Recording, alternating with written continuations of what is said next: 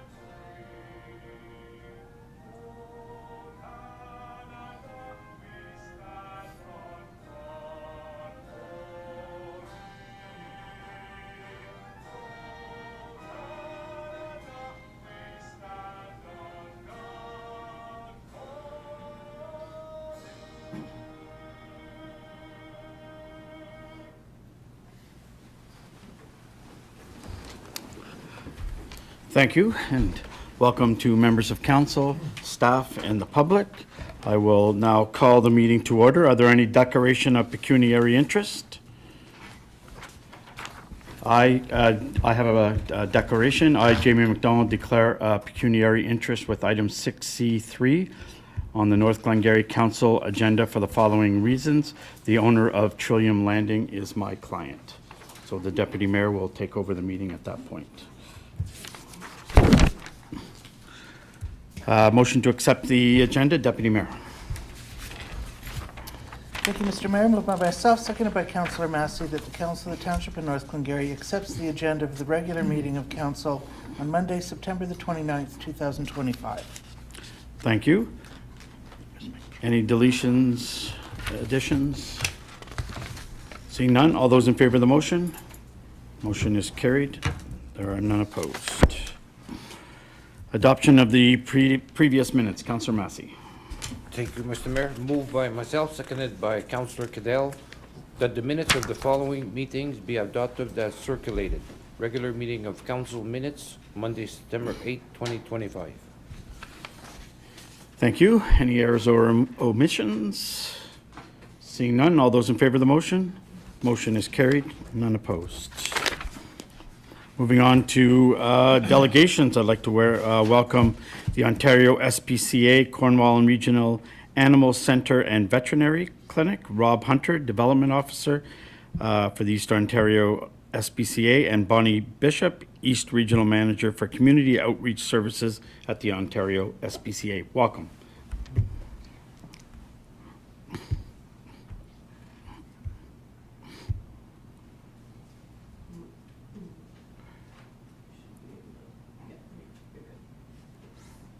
Is the microphone on? Is the microphone on? There we go. Good evening, everyone. Mr. Mayor, members of council, councillors, and the public. My name is Bonnie Bishop, and I'm the East Regional Manager for Community Outreach Services, and joining me this evening is Rob Hunter. He's the Economic Development Officer for East Region. And joining us this evening is Dr. Janet Lalonde, who's worked with the Ontario SPCA for over 40 years, and the last 5 years has volunteered her time with a lot of the programs and services that we offer here in this region. And also, as a coincidence this evening, Christina Russell-Morgan, who's volunteered with the Ontario SPCA, is here as well, and she's part of our campaign team for this program, and she's worked with us as a volunteer for many, many years. So thank you for the opportunity to present our plans to address the community's critical animal care and access needs to council this evening.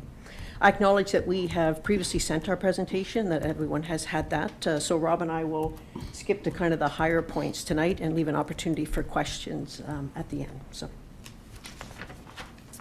for over 150 years, the Ontario SPCA and Humane Society has provided care, comfort, and compassion to animals across the province of Ontario. As a registered provincial charity, we run primarily on donations and received no annual government funding. With 12 animal centres across the province of Ontario, we deliver vital programs, services, and support animals and the people who love them. For more than 70 years, we've served the Cornwall and this region at our current location at 550 Boundary Road in Cornwall. Our catchment area is very large and includes Akwesasne, Cornwall, the United Counties of Stormont, Dundas, and Glengarry, as well as the United Counties of Prescott Russell. We witness our mission in action every day at the SD&G Animal Center, and the impact of our work is far-reaching. Accessible animal needs have increased in Cornwall, the surrounding areas, and across the province. Since 2023, animal intake from owner surrenders and strays at our animal center here has doubled, rising from 223 animals in 2023 to an anticipated 454 animals by the end of 2025. While provincially, the need for basic veterinary care has risen sharply, with a 184% increase in people seeking access to these services in 2024. To meet these growing needs, we support adoptions by helping animals and their new families find each other, by providing affordable spay-neuter services that prevent thousands of unplanned litters, including recent introduction of our neuter scooter program, which is a transport program to travel to high-volume spay-neuter clinics, program that has supported 534 animals in this region alone. In 2024, across the province of Ontario, the SPCA supported families by delivering more than 400,000 pounds of food to benefit families, and 10% of that food, or over 80,000 pounds, was for this region alone. And we anticipate that those needs will rise. With respect to our direct impact for residents of North Glengarry, from the limited data that we have collected, and we know that the residents here in North Glengarry support rehoming and adoption services through the Ontario SPCA. However, not all of our services have been tracked, and we believe that this is only the fraction of the impact that we're currently having. We also recognize that our promotion of these resources has been limited. This presents an opportunity for us to work more proactively and inform and engage residents of North Glengarry about the work that we do and how together we can support people and pets. We are part of this community. We've been woven into the fabric for many, many years, and there's so much more that we can do together. Overall, our operations are experiencing significant growth. A 23% increase in the number of cats coming into our care, 25% increase in the number of dogs coming into our care, 31% increase in rehoming requests from the public who come to us asking us to rehome their pets for them, and a 21% increase in the overall number of intakes that we're seeing coming through our doors.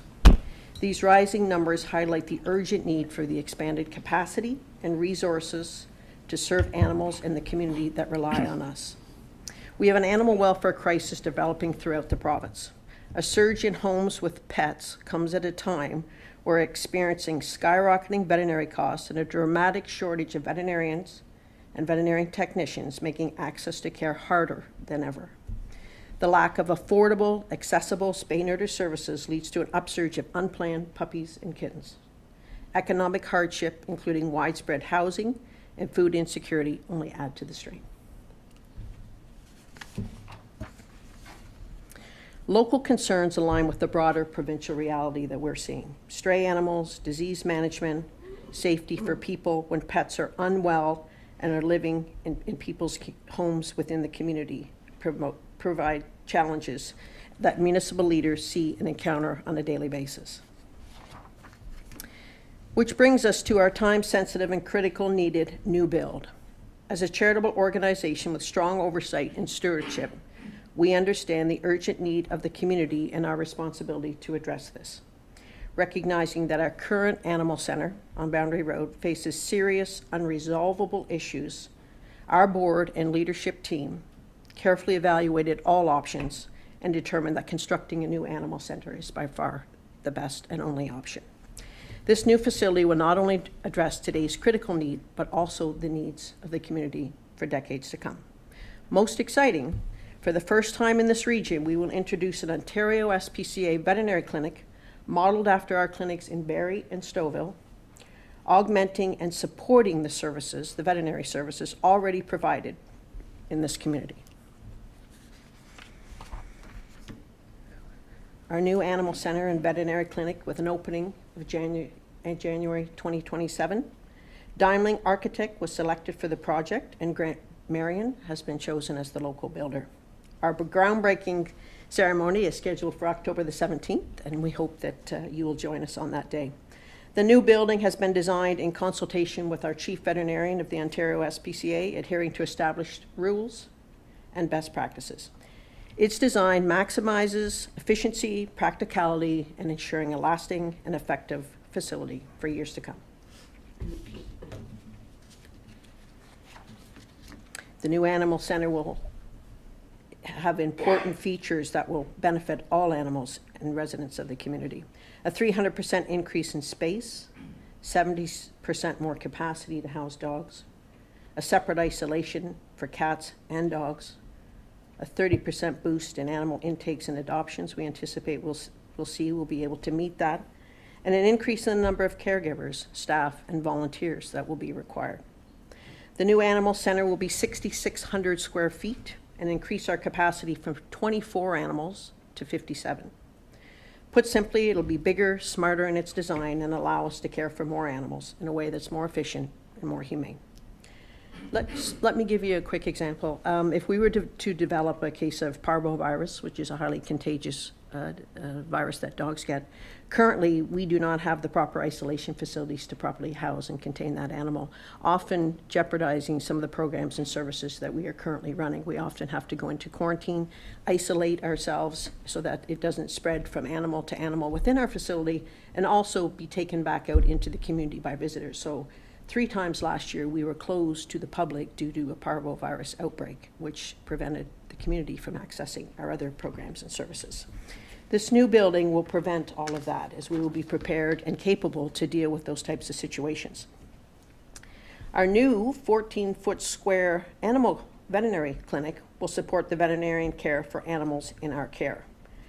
We have support from the local veterinary community who are receptive, supportive, and excited to get behind our project. We actually hosted a veterinary professional open house at the Animal Center in Cornwall about 6 weeks ago, and we're joined by the veterinary community who was excited to see our plans and have put their support behind us for this new initiative.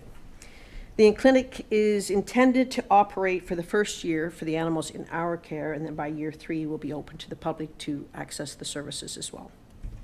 I'm now pleased to turn your attention to Rob, who will highlight our plans to make this vision a reality. Thank you very much.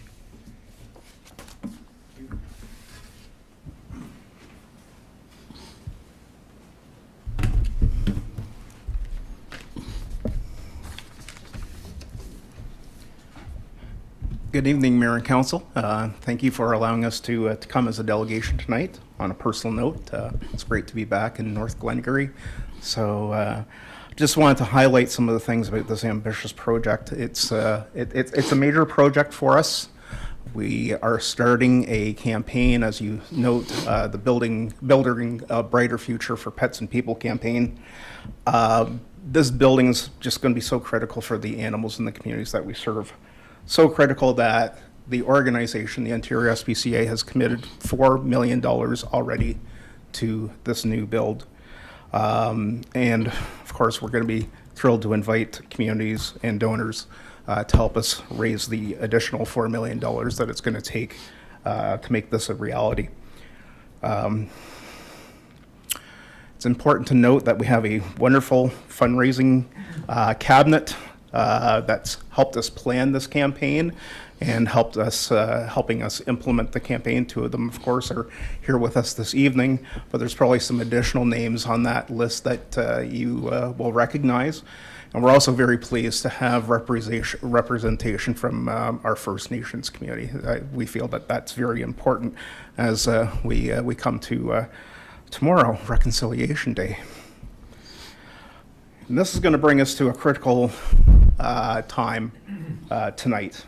We have a crisis in animal care. We have a building that simply does not meet the needs of the animals. As Bonnie mentioned, when we get a case of parvo, we're closed down for quite some time. No animals in, no animals out, because we just lack that proper isolation that this new build will bring. Therefore, tonight, we're inviting the township of North Glengarry, to make a financial commitment to this new build in the amount of $20,000. However, having worked for 3 municipalities in the past, I know that there sometimes can be budgetary constraints. So we've suggested that this contribution be broken down over 5 years of $4,000, and that the support from the Township of North Glengarry would be very critical, to this project. So, thank you very much for your attention, and if you have any questions, we'd be happy to answer them. Well, thank you for your presentation, Rob and Bonnie. Is this going to be built on the current location where it's housed now? No, it's not. It's actually at the west end of town at 2151 2nd Street West, which is opposite the soccer fields. Ah, okay. Okay, thank you. Any other questions or comments at this time? Okay, go ahead, Deputy Mayor. Thanks for your presentation. I'm just curious because I think we all know that every dog seems to have a dog. So it's one of the, and it seems to be post or COVID that seems to have caused this resurgence of everybody having a pet. Is that and hence that would support some of the explain some of the numbers that you're presenting here in terms of increases. It may. During COVID, it was difficult to find a dog or a pet for adoption because people were at home, people had time, people thought that it was a really good opportunity, and we did see an increase in the number of adoptions at that time. Does it have a direct impact? We're not sure, but we are seeing an increase across the province. We do hear from other animal centers and animal rescue groups that they're also seeing an increase. But the big concern for us is our facilities aren't appropriate even for the animals that we currently are seeing over the past 3, 4, 5 years. But we know it's coming. We know it's increasing. The numbers are increasing year over year.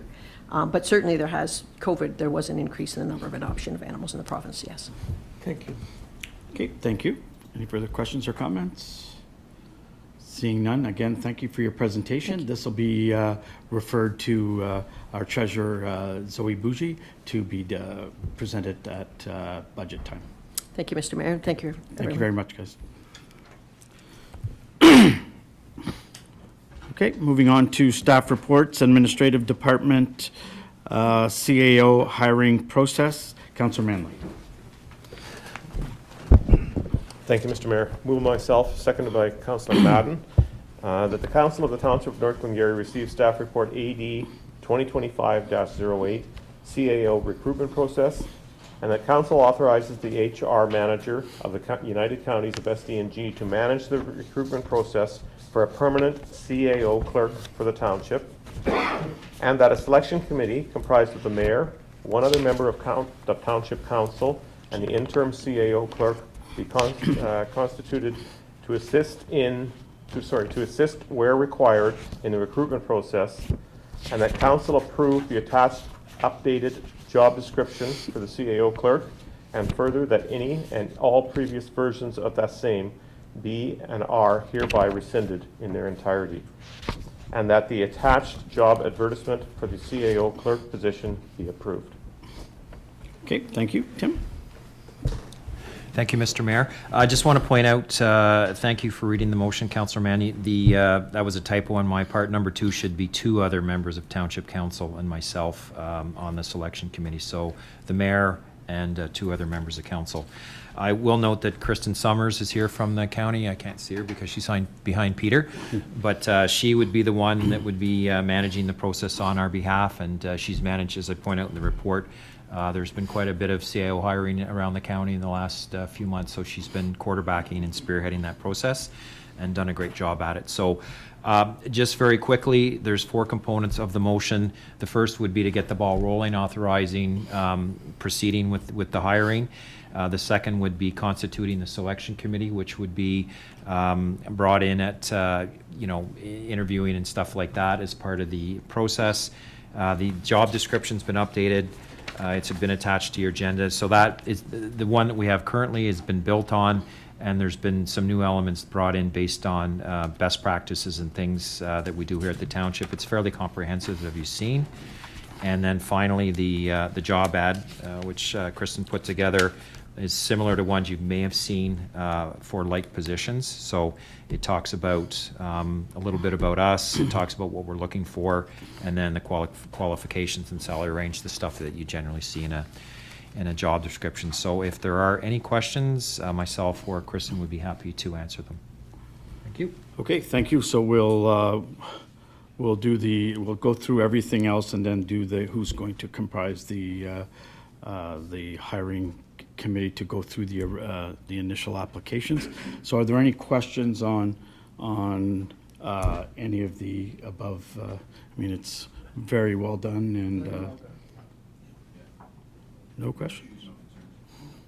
Okay, and for so myself and 2 members of council, and you'll have to do that as amended. We'll reread it as amended at the end. I did have 2 members of council reach out, so if anybody else wants to be on, Councillor Madden and Councillor Manley have reached out. If anybody wants to be on, we can do a vote by a show of hands to put if there are other people interested. Okay, so we'll do anybody else at this point? Okay, so we're just going to do a show of hands for each candidate and go from there. Is everyone good with that? What's that? How many times have we voted twice? Oh, good question.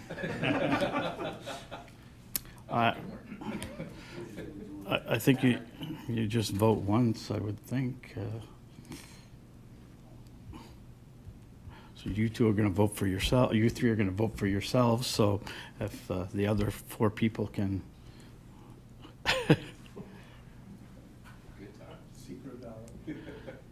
So just, yeah, we've done that before. So maybe just hand out a piece of paper and Jenna.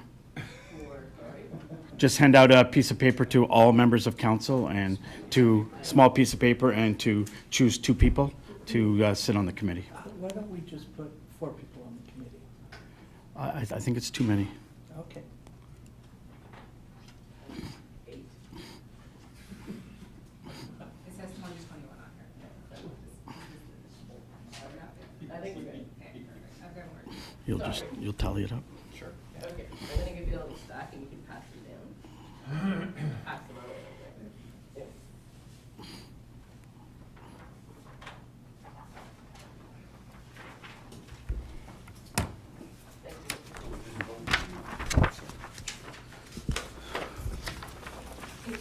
To be clear, Mr. Mayor, we vote for 2 people only. 2 people only. Vote for 2 people. I didn't get a sheet, so I'll take one of these.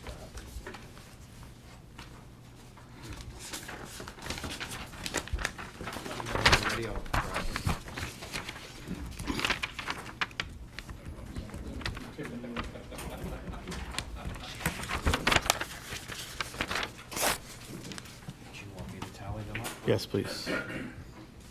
Thank you. Do I have everybody? Yep. Everybody? Okay. Just give me 1 sec. Yes, please. That the Council of the Township, move myself, seconded by Councillor Madden, that the Council of the Township of North Glengarry receive staff report AD 2025-08 CAO recruitment process, and that Council authorizes the HR manager of the Township of the United Counties of SCNG to manage the recruitment process for a permanent CAO clerk for the Township, and that the selection committee comprised of the mayor, 2 other members of council, and the interim CAO clerk be constituted to assist where required in the recruitment process, and that council approves the attached updated job description for the CAO clerk, and further that any and all previous versions of the same be and are rescinded in their entirety, and that the attached job advertisement for the CAO clerk position be approved. Okay, thank you. So if there are no more questions on this, because we're not naming who's on the committee in this motion, so there are no further questions on this. All those in favor of the motion? Motion is carried. So thank you, Tim and Kirsten, so you guys are going to be getting going on this, so we're excited to get moving on it, so. Okay. Yep, sure, go ahead. Do you want to read it, or? Let me go ahead. So, based on the results, we'll have Councillor Manley, Councillor Madden as, and Mayor McDonald as the selection committee. Okay, thank you. Moving on to the review of township personnel policies. Councillor Cadell. Thank you, Mr.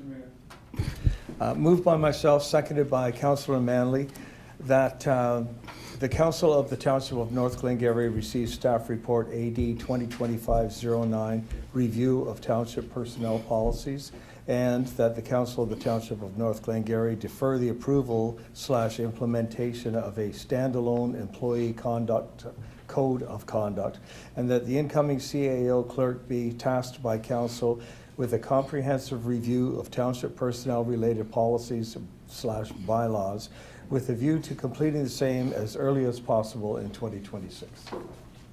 Okay, thank you. Tim. Thank you, Mr. Mayor. This follows, one of the things that was on my desk when I started a few weeks ago was the draft of the employee code of conduct, and it's a standalone policy. So I read it, and I got thinking about it in the broader context of some of the other policies and procedures that we have on the books. And I got thinking as I spell out in the report that it's probably, there's a whole bunch of these policies, and it makes more sense to review it as a whole, because these form the basis for the relationship between our staff, primarily non-union staff. The unionized staff are governed mostly by the collective agreement. So I thought, let's get that base in place. And the best person to do it will be your incoming CAO, with whatever assistance is required, either through the county or through outsourcing some of the policies that I mentioned here. So nothing wrong with the policy in itself. I just think it's better to look at it in a broader context, because there is some duplication and overlap that I think should be addressed by council in 2026. Okay, questions or comments? Oh, go ahead, Councillor Massey. Thanks. First, I'd like to thank the counties for their help in all of this administrative work. It means a lot that we finally share our resources, and we have. Would it be possible, Tim, if we would have, just for context of review or something, you could send us the old code of conduct, like to, just what we have already on the books, and then we could look at it and then. Yep, go ahead. Yeah, thanks for the question, Councillor Massey. Yes, there's certainly the draft that was developed in the last couple of months, but there's elements of codes of conduct sprayed throughout some of these other policies we have. For instance, there's a corporate code of conduct from 2013, which I read through, and that's kind of what got me thinking about, do we need two policies? Is there overlap? I mean, in the policy world, 2013 to 2020, that's 12 years. A lot changes in 12 years. So, by all means, I can certainly send it to you, knowing that one wasn't looked at or approved by council, the other one was. Okay. It's just, I think I remember the last one I received when I joined the council, I think, and it was a binder and Probably. Yeah. Yeah. Okay. Thank you. Thank you. Further questions or comments? Go ahead, Councillor Madden. I completely agree. I took a look at the draft, and I took a look at the corporate code of conduct from 2013, and there's a few things that I figured were missing from the staff policy or the draft. And I think you're right, there are a few others that holistically need to be looked at, updated, and all brought up to date. So yeah, good call. Go ahead. Yeah, and I can certainly, over the next few months, myself, I've started looking at these things, and time permitting, kind of set the base of the groundwork for the person coming in, because this is a lot of work. It's a lot of work, and it's going to take months, and it's obviously going to take support from council and so on and so forth, whether it's in-kind support or whether it's financial support. If things like if you're going to want to look at pay equity or a comp review, it's self-serving to do it internally. You're going to want to get an external set of eyes, so there'll be a budget component that'll be required as part of that. So Anyway, that said, my point being that, I'll do whatever I can in the next few months to kind of get that process rolling. Okay, thank you. Yeah, go ahead, Councilor Madden. If, maybe the biggest part of that, Tim, would be a suggestion for a budget line so that we have that in place for next year so that it can be done if required. If not, then ideally it's, not spent, but. Yep, go ahead. Yeah, that's a time, we were just talking about that today at our directors meeting, possibly using the next committee of the whole meeting to dedicate that towards a discussion around budgets. And just like that, capital items, human resources items, donations, all that kind of stuff, getting some direction from council ahead of time so that we know where you want to go with some of these things. So when we present the information to you, it's already in line with the direction you've given us. So, and that's a lengthy discussion. There's a lot of moving parts in the budget, as you all know. Thank you, Councillor Matt. So we can expect that document in next week, maybe? Tomorrow, maybe. Okay, thank you. Any other questions or comments? Seeing none? All those in favor of the motion? Motion is carried. There are none opposed. Moving on to Treasury Department tile drain loan application. Councillor Madden. Thank you, Mr. Mayor. Moved by myself, seconded by Councilor Martin, that the Council of the Township of North Glengarry receive staff report TR 2025-16 tile drainage loan application. And the council approves the application for a tile drainage loan for roll number 011101 in the estimated amount of $34,200. Okay. Questions or oh, go ahead, first, Zoe, go ahead. Thank you, Mr. Mayor. Landowner has requested a tile drainage loan.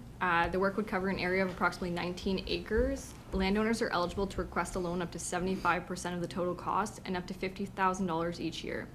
If approved, the work will proceed and staff will prepare the tile loan documents for council's final approval. Thank you. Okay. Questions or comments? It's not like we can vote against it, so. All those in favor? Motion is carried, none opposed. Treasury Department TR 2517 Award of Audit Services. Councillor Martin. Thank you, Mr. Mayor.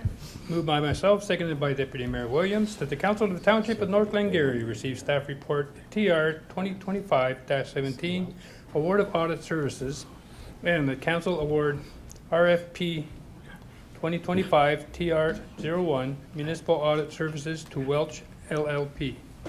And that the Council of the Township of North Glengarry authorizes the mayor and the interim CAO clerk to enter into an agreement with Welch LLP to provide auditing services over a 4-year period for the total cost of $162,000 excluding HST. Okay, thank you. Zoe. Thank you, Mr. Mayor. Staff published a request for proposal for audit services for a 4-year term covering 2025 to 2028 inclusive. 2 proposals were received from Welch and MNP. Proposals were evaluated based on the proponent, the proposal, and the price. Both proposals were very evenly ranked. However, Welch offered more value in terms of the price. Staff recommend that council award the RFP to Welch and that the CAO and mayor enter into an agreement for auditing services. Okay, thank you. Questions or comments? Just saying it would have been a little awkward if you didn't get it, sitting right at the table. But yeah, significantly cheaper than the other proposals. So there are no questions or comments. I will call the vote. All those in favor of the motion? Motion is carried. None opposed. Okay, moving on to TR 2025-18, 2024 audited financial statements. Deputy Mayor Williams, please. Moved by myself, seconded by Councillor Massey, that the Council of the Township of North Glengarry receive staff report TR 2025-18, 2024 audited financial statements, and that Council accept the 2024 audited financial statements as presented by Christina Morgan, CPA from Welch LLP, during the meeting of Open Council this 29th day of September 2025. Okay, thank you. Thank you. Christina Morgan from Welch will present the 2024 draft statements. Christina. Thank you. Okay, perfect. Thank you. All right, so as everybody's heard, I'm Christina Morgan from Welch LLP, and just a coincidence that yes, tonight the SPCA was here presenting, and I sit on that cabinet as well. So when I saw them on the agenda, I'm like, we probably should have coordinated this 2 different nights, but it was nice to see them here tonight. So I know that everybody's had a chance to go over the audited financial statements in draft form. So you'll notice again that these are a stamped draft, and that is because we're looking to approve the statements tonight. Once the statements are approved, the draft mark comes off. They are dated as of today, September the 29th. I will send out our representation letter to be signed, and once that representation letter is signed, then we can issue the final statements on our letterhead that I will send you PDF copies and you post on your website. So today I will be presenting the statements. So, oh, we went right to the end. Oh, did you want the draft up? That's the only thing. Oh, that's fine. Yeah, we can go there. All right, so starting at the auditor's report. So as in prior years, we have a qualified opinion. And the qualified opinion is for 2 different reasons. 2 being that whenever Welch took on the audited financial statements of North Glengarry quite a few years ago, there was an insurance receivable set up in the amount of $550,000 for insurance proceeds that the township thought that it would be receivable. That insurance estimate has been brought down to $450,000, but still we cannot ascertain that those recoveries are going to be recovered by the township. So there is a qualification for that insurance receivable. The other qualification is for under the new PSAS standards in 2024, there's a PS 3280, asset retirement obligations. This new standard requires all municipalities to look into their assets that would have any decommissioning costs, removal of asbestos. You already do the liability for the landfill. So these additional items that you would need to bring engineers in to come and look at all of your different buildings that could have asbestos, figure out the total cost of remediation, present value that to today's date, and create an asset and liability component. At this point in time, the township has not performed that exercise, so we are not compliant with the standards, which is why we have that additional qualification. Again, doesn't change anything on the bottom line. This is a new standard that was brought in by PSAS in 2023.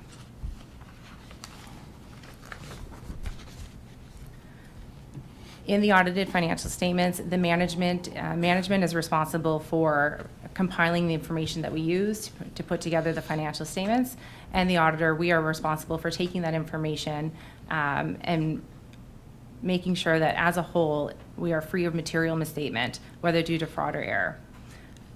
We are issuing, other than the qualifications that I've already discussed, we're issuing a clean opinion on the financial statements for December 31st, 2024. So I'm going to move on to page 5 of the financial statements, which is your statement of financial position. Statement of financial position, I'm just going to stick to the highlights, and if you have any questions, you can feel free to jump in. There was a couple different highlights here. In financial assets, there was a slight decrease, and the slight decrease had to do with you were able to use up the rest of your CCBF funding in 2024. You had saved it for 2023, brought it forward to 2024, and you spent 2 years worth of that CCBF funding in 2024, which obviously would have brought down your cash. You also had some TCA expenditures, which you were able to use some of the cash that you had in bank instead of having to do any sort of long-term financing for as well. Taxes receivable, slightly up, but again, it is in line with your increase in your tax base. And long-term receivables, you had some new tile drainage loans that were issued in 2024. Looking at your financial liabilities, your accounts payable and accrued liabilities is going to vary every year. At year end, there's invoices that will come in January, February, March. It takes quite a few months for those invoices to trickle in. So depending on how many things came in after year end, that's going to increase your accounts payable. Some of the notable items that came in after year end were the cost of your ice resurfacer. So that's one of the things that's sitting in your payables at the end of the year. So that's a big cost that's going to be sitting there, which is going to drive those accounts payables up. So again, all in the regular realm of your operations.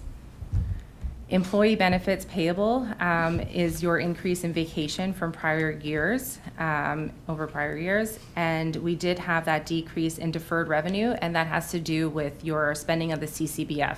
You were able to fully spend that in 2024, so that decreased from the prior year.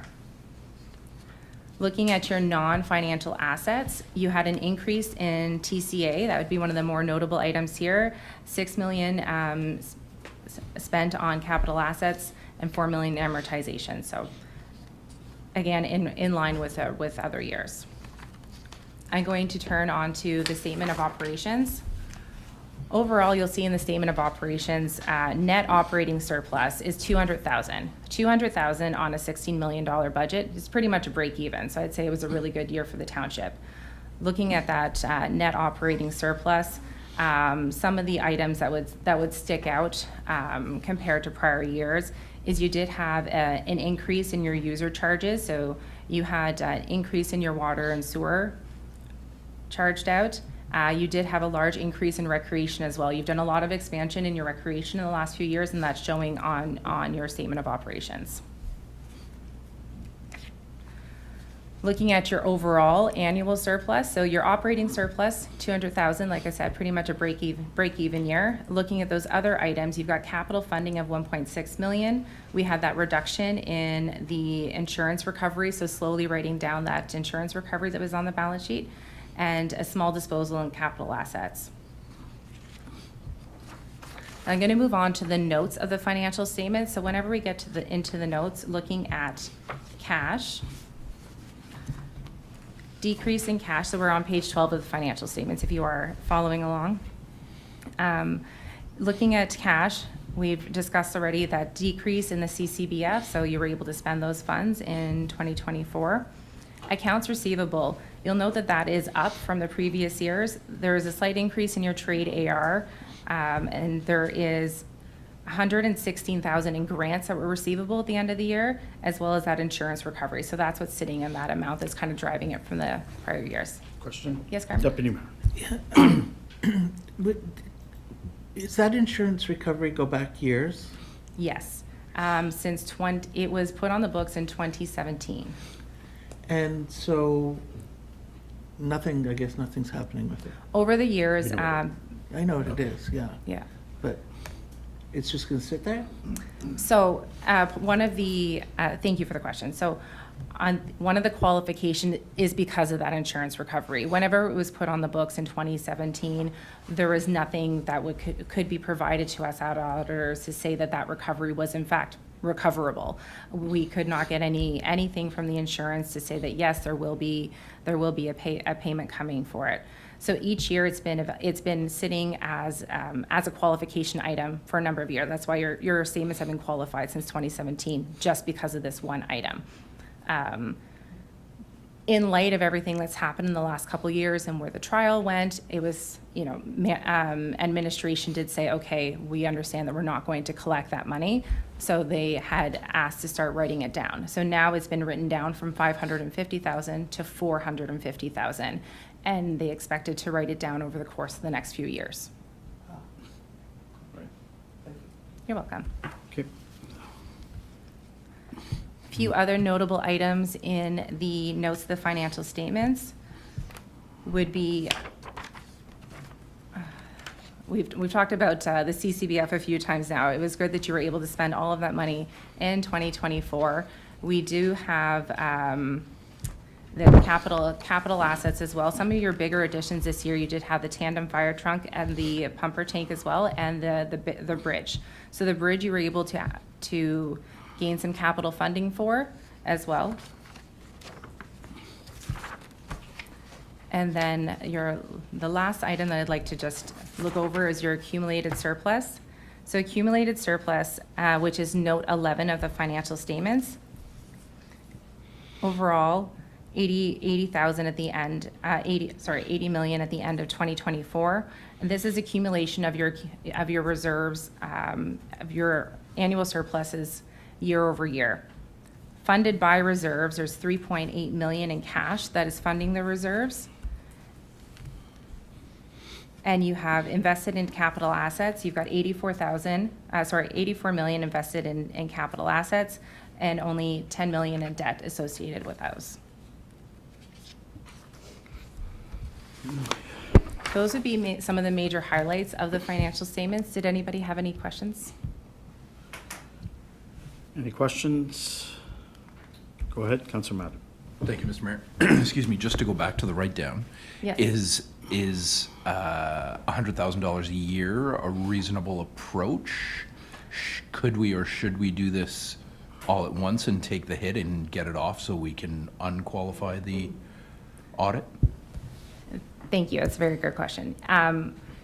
That was a discussion that was had with the previous CAO. They had asked that we write it down over a number of years as to not affect the bottom line as much.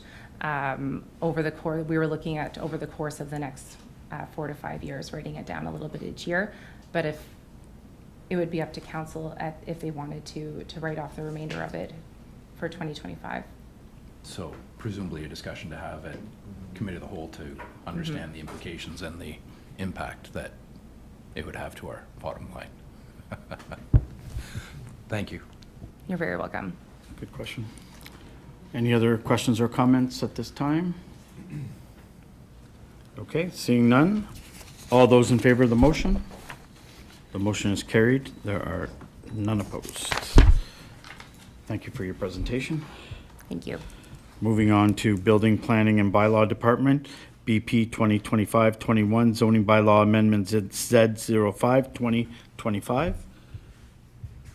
Councillor Cadell. Thank you, Mr. Mayor. Moved by myself, seconded by Councillor Manley, that the Council of the Township of North Glengarry adopt zoning bylaw number Z05 2025, and that bylaw number Z05 2025 be read a first, second, and third time and enacted in open council this 29th day of September 2025. Okay. Welcome, Peter. Thank you, Mayor and Council. This is a surplus dwelling rezoning. The owners just to the west is purchasing all the property, and then the farmer is severing off 3 acres, and the little jut is just at the county road. There's a bit of a berm and a hill, so that's just for their driveway to go around. Otherwise, it's just a 3-acre surplus dwelling severance. Okay, thank you. Questions or comments? Seeing none, all those in favor of the, oh, go ahead. Sorry, Councillor Madden. Peter, I don't know if you have the info, but I presume there was no other comments received on this one? Nope, there were not. No, Good. Just there were, the owner had to have the house complete to a certain stage, and that's why there's a difference in time from when it was built to, yeah. Okay, thank you. Further questions or comments? Seeing none, all those in favor of the motion? Motion is carried, none opposed. Moving on to BP 2025-22 Zoning Bylaw Amendment Z06 2025. Reynal Blair. Councillor Manley. Thank you, Mr. Mayor. Moved by myself, seconded by Councillor Madden, that the Council of the Township of North Glengarry adopts zoning bylaw Z06 2025, and that the bylaw Z06 2025 be read its first, second, and third time and enacted in open council this 29th day of September 2025. Okay, thank you. Peter. Thank you, Mayor. It's a secondary unit just on the east side of Alexandria, and it's a fairly large property, so there should be no impact compared to existing. Okay, just a general question, Peter. Are we seeing, we're not seeing too many of them here, but are we seeing them in the other 5 municipalities? More in the serviced areas. So since the province put in that legislation to allow them as of right, so we're seeing more 4-plexes and 6-plexes in the serviced areas. For the rural areas, there's a few a year, but not too many. It's more people doing it for rentals. For family members, it is expensive because you have a whole other house, and now you have a very large mortgage. Gets harder to sell. So we're usually seeing it more for rentals than for the rural area. Okay, thank you. Any further questions or comments? All those in favor of the motion? Motion is carried, none opposed. And, oops, sorry. And I will now pass the meeting over to Deputy Mayor Williams.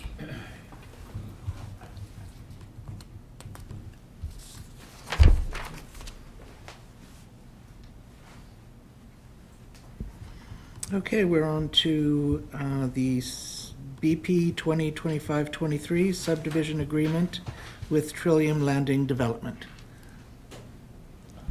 Peter, is that you? Oh, you can read the motion. Moved by myself, excuse me, myself, seconded by Councillor Martin. Recommended that the Council of the Township of North Glengarry authorizes the CAO clerk to enter into a subdivision agreement with Alcor Homes Inc. for the Trillium Landing Subdivision Phase 1 development. Go ahead, Peter. Thank you. Thank you, Deputy Mayor. So, as council knows, this is on McDougall, just beside the high school in Alexandria. So there's 44 units, I think, altogether, and the first phase is 16. They're all townhomes. Council may recall there was a pre-servicing agreement earlier to allow them to go ahead with some of the servicing. Now they're looking to start a lot of that in January and have homes in the spring. And also they're trying to wrap up all the paperwork. One of the requirements is a subdivision agreement, has all the securities, has all the procedures on building, when the township might assume the roads and everything, and the stormwater pond, everything like that. So this would give the CAO clerk authorization to execute the agreement. There's still going to be some time until we get the final wording, but you can see the draft is fairly comprehensive and it has all the key points. So this is just to give council idea, and we'll work with CAO Simpson and the developer and Tim and others to work out the final details. Okay, thank you for that. Questions, comments? Yep, go ahead, Councillor Madden. Thank you, Madam Deputy Mayor.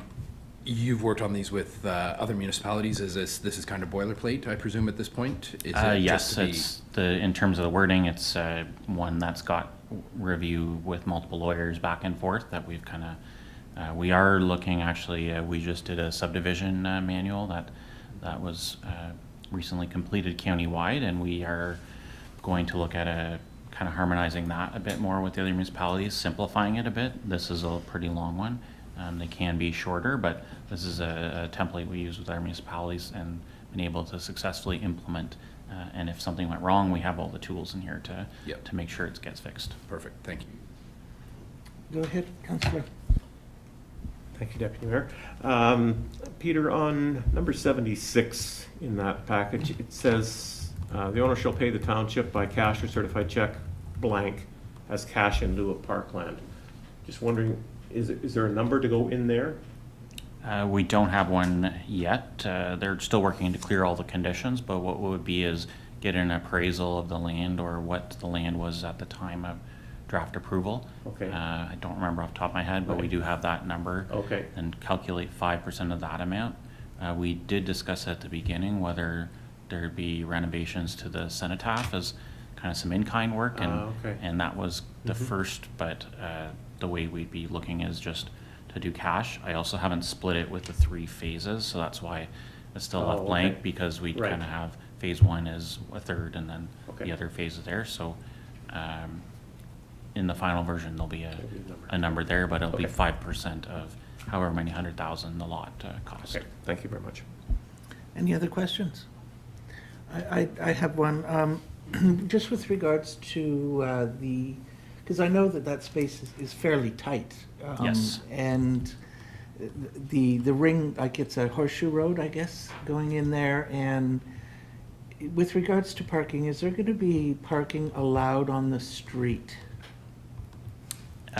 Yes, we kind of looked when we were doing the design on kind of places like right along the stormwater pond where there'd be a wide area that cars could go and no houses. We also, when this was being looked at originally, is allowing space between the driveways, so there'd be enough space that a guest could come over. And Tim, I don't remember if there's both sides of the street or one. I think both, but yeah, both sides of the street there'd be parking. But we left, there's a few spaces you can see where there's no driveways, and that's where it would accommodate the most visitors. So we kind of worked with the developer to leave some spaces where visitors could go. But they'll still be, they'll have to, obviously with the driveways everywhere, there'll be only so many places to park. Right. The reason I ask is several years ago, I was visiting a brand-new development west of Toronto, and the road, they allowed parking on both sides of the road, and then there was room for one car to go through. Like, there wasn't room for two cars to go through. And I thought, geez, you know, that's, I don't know whether it seems unreasonable to me, safety-wise, for sure.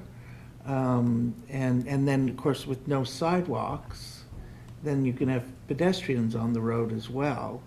Like, is there a standard there that is kept for these things? And what we tried to do in the original requirements is to try to avoid the street parking, because I have seen that even locally too. In Russell, they had the same thing happen where year 1 and 2, they had cars on both sides, and then the fire department came and said, hey, wait a second, that's not, you know, the way these cars are parked, it's not going to fit. So we did work to move the houses a bit further back so that there's room for extra cars in the driveway. Some of them also have secondary units, so they can go a bit further. But yeah, there's a good chunk where they won't be able to park on the street anyways, just because of the driveway. But it's hard to see here, but with the stormwater pond, there'll be a good area for parking, and then another area on the south side. So yeah, there's ability that if there was a parking problem, council could pass a bylaw and designate certain areas with the driveways to not have parking. But there's still room where we left large stretches where people could park without interrupting or out any sight lines. So what we would do is take those large areas, the opposite side of the street would say no parking, and then direct everyone to the side where there's no driveways and there's plenty of room to park. So Okay, so no parking signs, if necessary, if could go up. necessary, could go up still. Okay, Yeah. that's a relief, because. Yeah, there's large, and it wouldn't mean that you can't park anywhere, because we left large areas with no Yeah, driveways so that no, you could still. And that's fine. It's just, you know, if it becomes a problem, we want to be able to deal with it. Yeah. Definitely agree, and this is a higher density subdivision. That's right. As well, that some of them might have secondary units too, so as much as possible, we made sure there's extra space on the actual driveways, and then space to parking that they won't interfere with any traffic. But if there is a problem later on, there's still the ability to block off certain sections without impacting the whole development. Oh, excellent. Thank you for that. Appreciate it. Good question. Okay, are there any other questions? All in favor of the motion? Carried, none opposed. Thank you very much, Peter.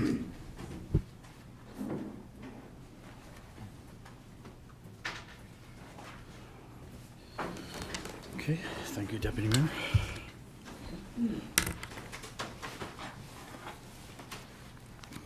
Thank you, Peter.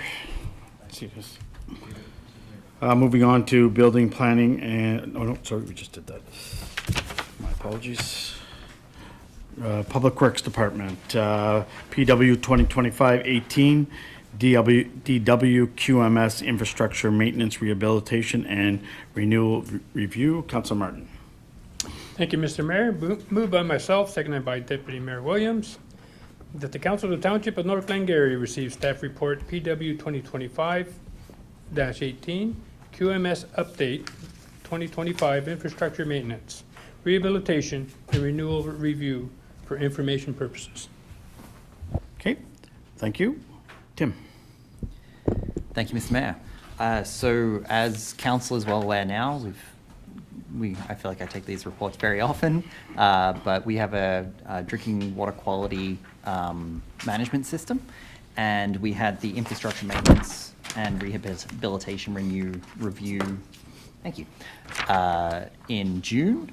And it's a very useful exercise. We try and do it about mid-year so that we have the comments back mostly from the operators to get that operator management interface to see what the staff are seeing and what our capital needs are. So it covered the Glen Robertson system, that is a well system, small well system, and it also covered the Alexandria Maxwell system. Now we had overall everything was All the internal and external maintenance programs are in place. We've actually had better better compliance from our contractors, I'm going to say, that they're there on time. Maintenance, generator maintenance happening on time. Our guys who come to look at the pumps are there on time, where we had problems with that in previous years. The items requiring attention was the asset management inventory of equipment requires updating. Some of that is old and it's hard to find, all of the details for specific equipment. So it really just needs to be digitized and made a bit more smooth. We have we've had a decrease in our water loss from previous years, so we do seem to be getting on top of the problem and slowly bringing it down, but we're still at 44% water loss, which is below half, which is nice. We really think that the bulk water station that's been in operation this year until we went to the low water level and had to shut it down is going to help us a lot with that. We've also, they're not installed yet, but we want to put meters inside the fire stations because that's an area where it's a guesstimate of how much water that we're using there. So that's good. Just going to see if I can catch up with my slides.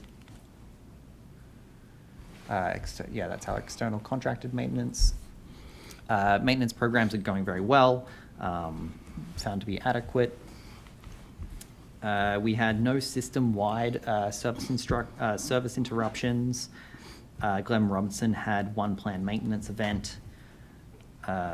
We had, on our budget performance, it's a little bit misleading. It makes it look like we were over budget by 20%, but that was just due to the Dominion Street project that happened, and that was budgeted for a certain amount, and then we got a good rate from the contractor, so we brought a report to council that increased that budget amount to take advantage of the good rate. And if we recall, down on Dominion Street, it's looking really good. We replaced a lot of sidewalk and the road there as well. The staff will continue working on identifying areas of concern and completing outstanding external contractor maintenance. And we had a few other areas. The equipment age assessment, that was one of the main items that we found that we'll be working on in the coming months. Water loss, we talked about that a little bit. The water leak finding equipment has been very beneficial. We've found a lot of leaks inside Alexandria and capped those leaks, which has been good. The well casing external maintenance, that's for the Glen Robinson system that you can see there. This is our responses. This is our responses to resident complaints. So when they call, we use Access C11. So all of our Access C11 cases are all related to service issues, but not actual maintenance issues, which has been good. As of that date, we didn't have any open issues. Trying to think if we're missing anything else. No, we did have some dosing issues in Glen Robinson, but those have been addressed. So that was it for our. Just going to see if I missed any other really good slides in here. These slides are taken straight from our review, and I try and steal the best ones. Oh yes, there is a chlorine gas safety course that we're putting some of our newer operators in. So we've had the two newer operators, Patrick and Aaron, been doing really well. They're getting some extra training. This was also some of our other staff input that I went through here before. So our locators, we are looking into that was one of the major capital items that was suggested, was upgrading the metering system. So the commercial meters are quite old, and when we met with some of the metering companies, Neptune, who's actually doing a big replacement inside the city of Cornwall at the moment. They were of the opinion that our we may be losing money on our commercial meters because they are so old that they're losing their accuracy, and they tend to not read as much water as they are actually using. So that's recommended to be changed in the next few years.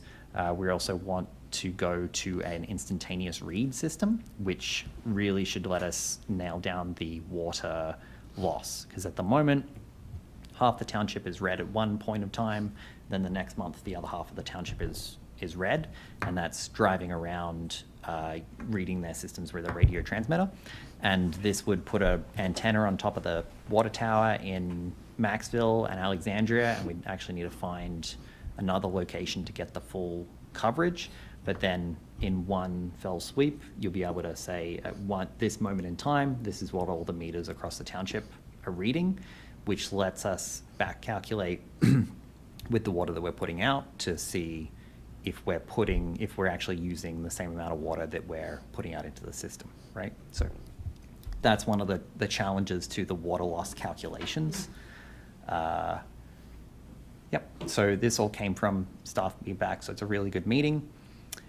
And yeah, we go across maintenance needs. One of the big ones coming up for next year will be a high lift pump. So they're expensive, big piece of work to be done, but you know, the pump's, you know, at the end of its service life, so it's good to get it now before it goes, because that's not one that you want to be down, so you can't lift water into the pump into the water tower. So good to get to those preventative maintenance items. No other area of concerns.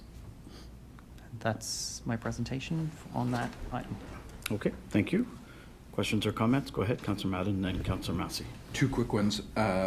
The water leak finding equipment, the leaks that you're finding, are they significant, or is it just sort of smaller stuff that is being prevented from turning into something larger?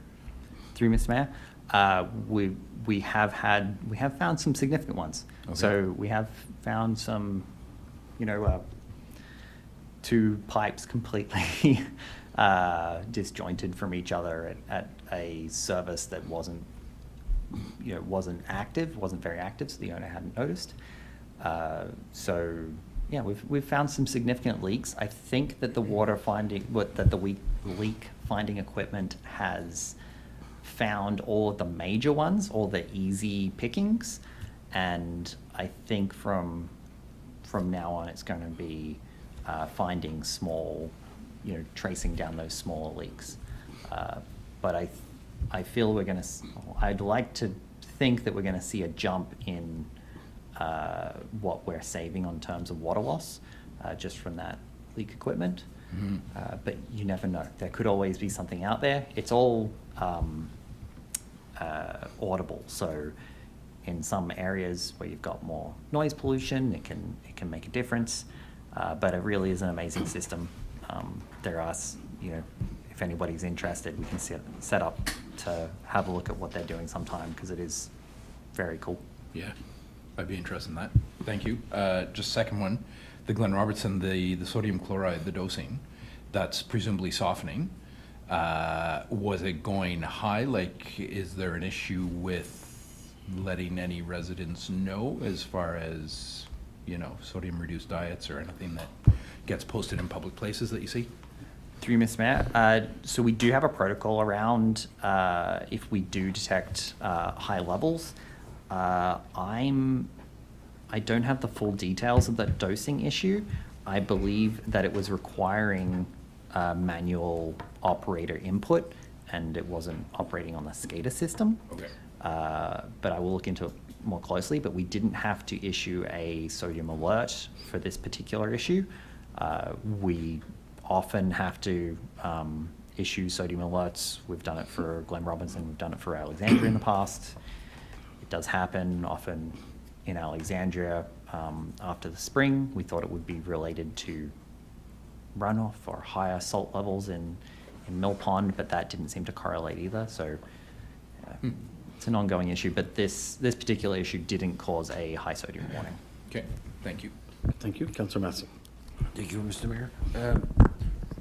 Also, two questions. Did you notice with the new servicing station, the pay as you, the water, that contractors can get their water out? Yeah. Did you notice, like, is there a lot of people using it, and is that, like, might save us a more percentage of water that we used to lose, or? Through you, Mr. Mayor, I was very sad that we had to shut it down through the level 2 water restrictions because it was incredibly popular.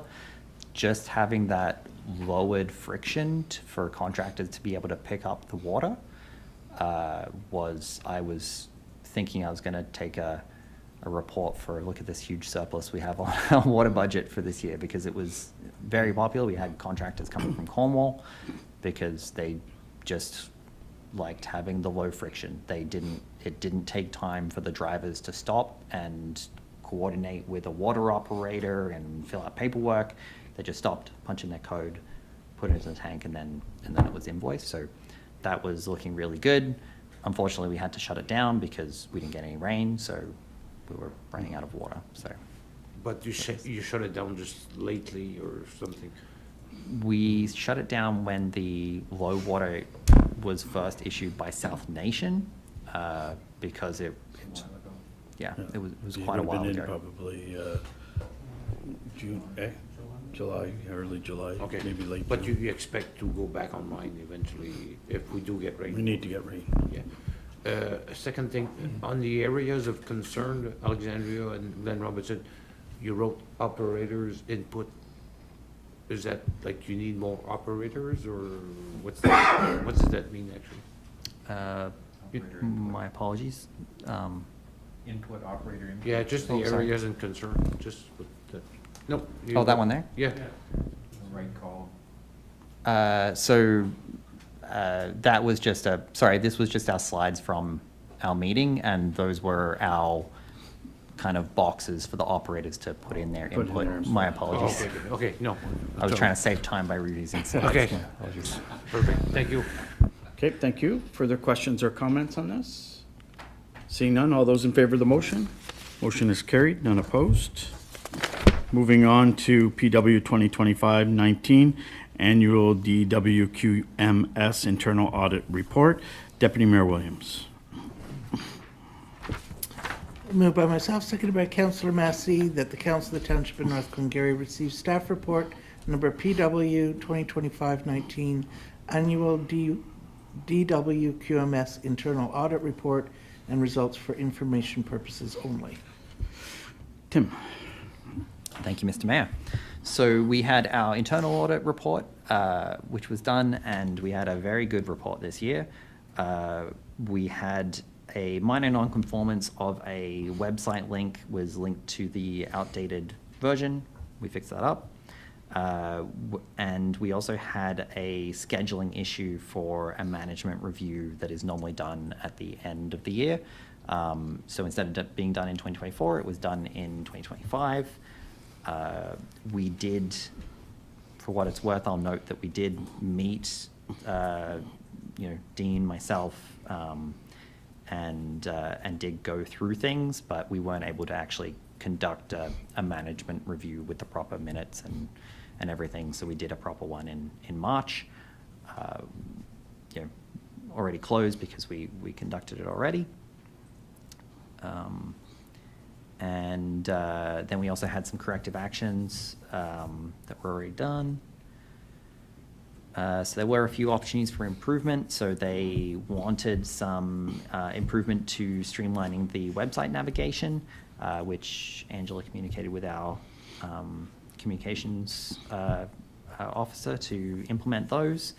And there was some document control requirements that had some redundant signatures on them, updated the organization chart to remove some unfilled positions, and implement some standardized training log spreadsheets. So it was very good. There was no financial implications, and really the easiest audit we've had for internal audit for a while. So it was really good, and it sets the stage for our external audit. Okay, thank you. Questions or comments? Go ahead, Deputy Mayor. Thank you. Tim, I'm just looking at the two reports. So the one that is the infrastructure maintenance and rehabilitation renewal review, and then the internal report. I see in the internal report there's a well laid out mechanism to identify problems, and then there's a process for those to be resolved, and because it was in the report. But with the infrastructure rehabilitation renewal review, reading through it, there were not what didn't appear to be big issues, but little ones. But what processes are in place in order to identify specifically those and resolve them?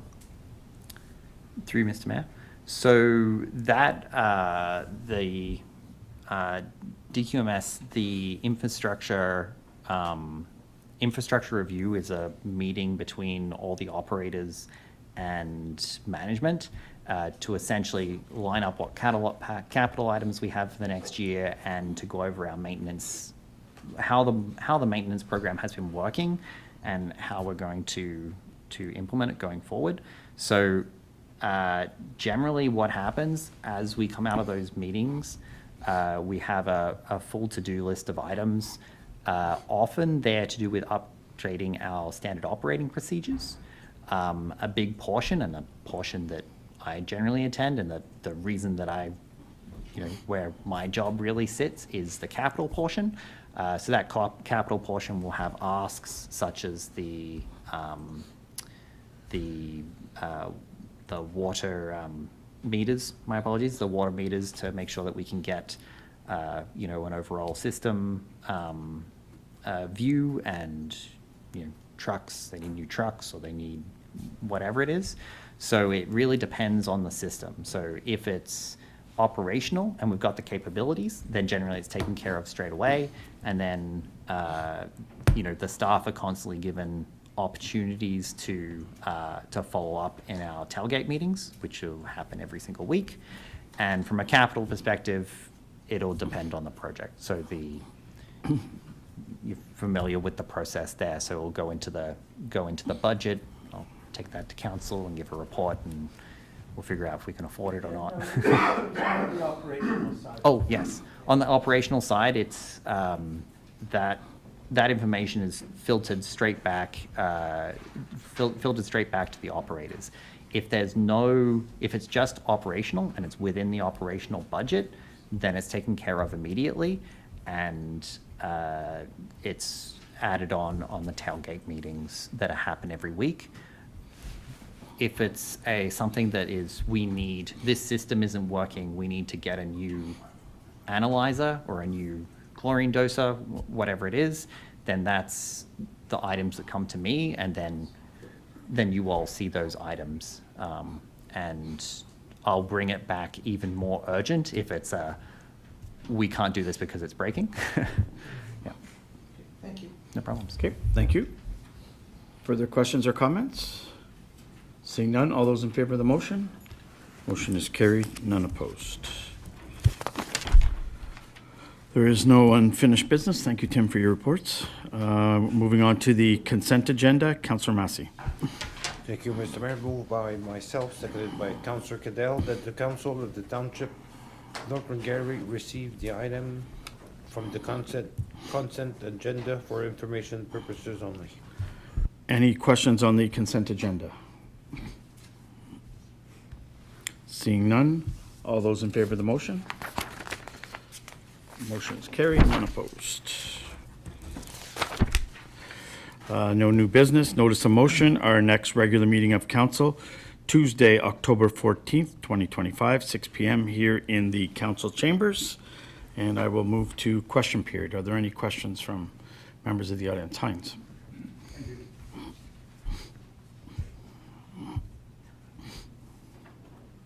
Thank you. The township received a letter from the township of Fort Francis, and it reads, I'm not sure if you're looking it up, page 230. Okay, just give me 2 minutes, okay? whereas the government of Ontario has imposed strong mayor powers on municipalities without broad consultation or consent, and whereas over 100 municipalities have passed resolutions opposing these powers and requested their removal, some as early as 2023, and whereas strong mayor's powers concentrate authority in one office, undermining democratic governance, council collaboration, and transparency. And whereas municipalities are most effective through shared leadership and local decision-making. Now therefore, be it resolved that the town of Fort Frances opposes the imposition of strong mayor powers and requests immediate removal from the list of designated municipalities. So this issue was discussed, brought up at this town council during a meeting on the 14th of April of this year in a staff report AD 2025-01, and it was basically voted on a resolution to receive the staff report itself, moved by member Jeff Manley and seconded by Michael Madden. And then followed by that, you, Mayor Chairman McDonald, have made read a public statement.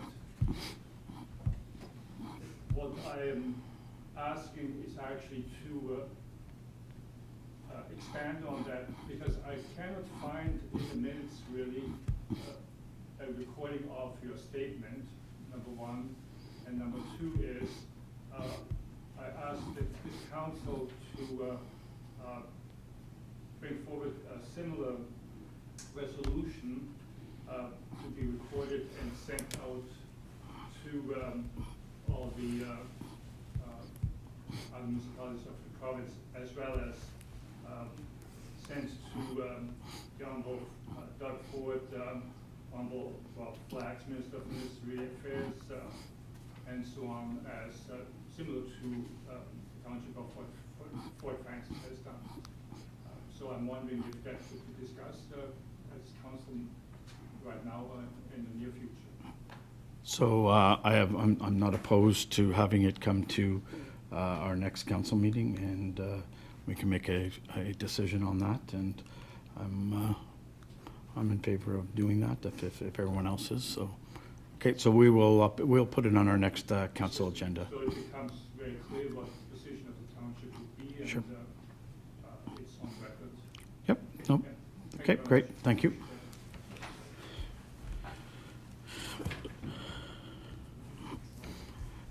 So just in the future, Mr. CAO, if we could have just under consent agenda, all these letters that we received should be also listed in there under the consent agenda. Am I not correct?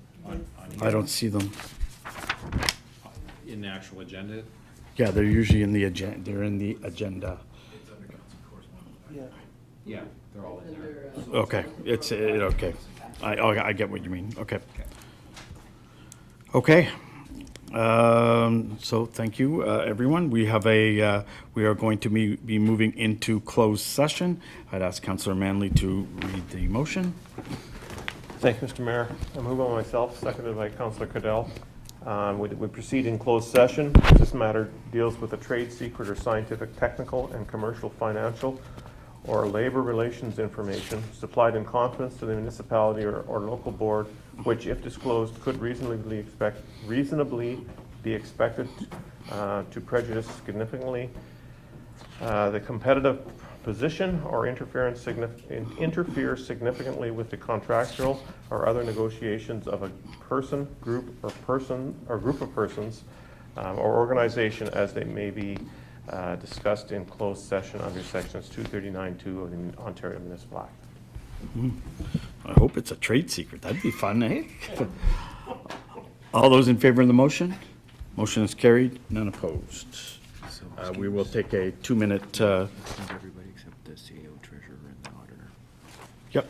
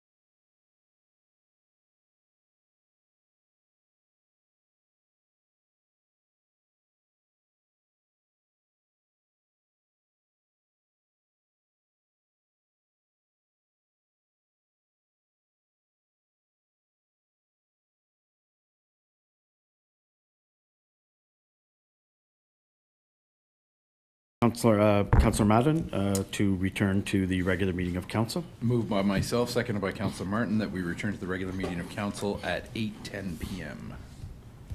All those in favor? Motion is carried. Okay, and, sorry.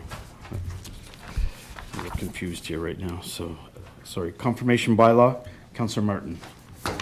Moved by myself, seconded by Deputy Mayor Williams, that the Council of the Township of North Glengarry adopts bylaw 31-2025, being a bylaw to adopt, confirm, and ratify matters dealt with by resolution, and that bylaw 31-2025 be read a first, second, third time, and enacted in open council on this 29th day of September, 2025. Thank you. All those in favor? Motion is carried. None opposed. And motion to adjourn, Councillor Massey. Thank you, Mr. Mayor. Move by myself, seconded by Councillor Cadell. There be no further business to discuss. The meeting was adjourned at 8:11 PM. All those in favor? Motion is carried. Thank you to all members of council, staff, and the public for attending this meeting, and we'll see you at the next meeting. Thank you.